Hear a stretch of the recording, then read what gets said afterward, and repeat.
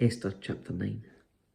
So, on March the 7th, the 2 decrees of the king were put into effect. On that day, the enemies of the Jews had hoped to overpower them, but quite the opposite happened.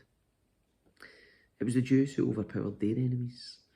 The Jews gathered in their cities throughout all the king's provinces to attack anyone who tried to harm them, but no one could make a stand against them, for everyone was afraid of them.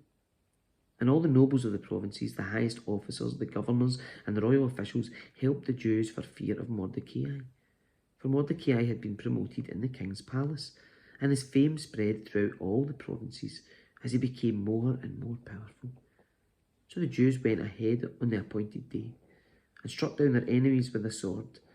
They killed and annihilated their enemies and did as they pleased with those who hated them. In the fortress of Susa itself, the Jews killed 500 men.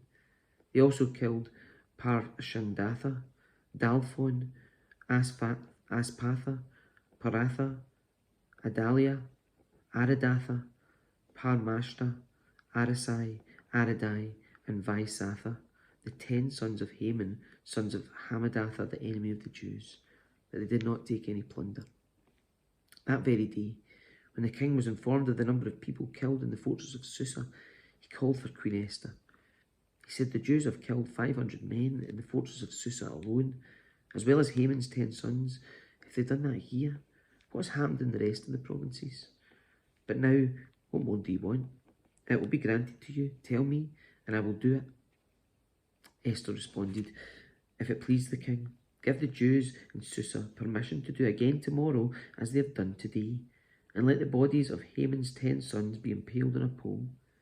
So the king agreed, and the decree was announced in Susa, and they impaled the bodies of Haman's 10 sons. Then the Jews at Susa gathered together on March the 8th and killed 300 more men, and again they took no plunder. Meanwhile, the other Jews throughout the king's provinces had gathered together to defend their lives. They gained relief from all their enemies, killing 75,000 of those who hated them, but they did not take any plunder. This was all done throughout the provinces on March the 7th, and on March the 8th they rested, celebrating their victory with a day of feasting and gladness. The Jews at Susa killed their enemies on March the 7th, and again on March the 8th, then rested on March the 9th, making that their day of feasting and gladness.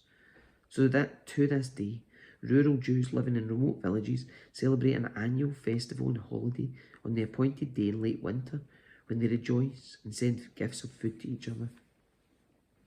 Mordecai recorded these events and sent letters to the Jews near and far throughout all the provinces of King Xerxes, calling on them to celebrate an annual festival on these days. He told them to celebrate these days with feasting and gladness, and by giving gifts of food to each other and presents to the poor. This would commemorate a time when the Jews gained relief from their enemies, when their sorrow was turned to gladness and their mourning into joy. So the Jews accepted Mordecai's proposal and adopted this annual custom. Haman, son of Hammedatha the Agagite, the enemy of the Jews, plotted to crush and destroy them on the date determined by casting lots. The lots were called Purim. But when Esther came before the king, he issued a decree causing Haman's evil plot to backfire. And Haman and his sons were impaled on a sharpened pole. That's why this celebration is called Purim, because it is the ancient word for casting lots. So because of Mordecai's letter, and because of what they had experienced, the Jews throughout the realm agreed to inaugurate this tradition and to pass it on to their descendants and to all who would become Jews. They declared they would never fail to celebrate these 2 prescribed days at the appointed time each year. These days would be remembered and kept from generation to generation and celebrated by every family throughout the provinces and cities of the empire. This festival of Purim would never cease to be celebrated among the Jews, nor would the memory of what happened ever die out among their descendants.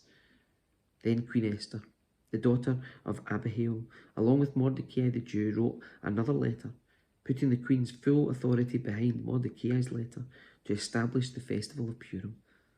Letters wishing peace and security were sent to the Jews throughout the 127 provinces of the empire of King Xerxes. These letters established the festival of Purim, an annual celebration of these days at the appointed time, decreed by both Mordecai the Jew and Queen Esther. The people decided to observe this festival, just as they had decided for themselves and their descendants to establish the times of fasting and mourning. So the command of Esther confirmed the practices of Purim, and it was all written down in the records.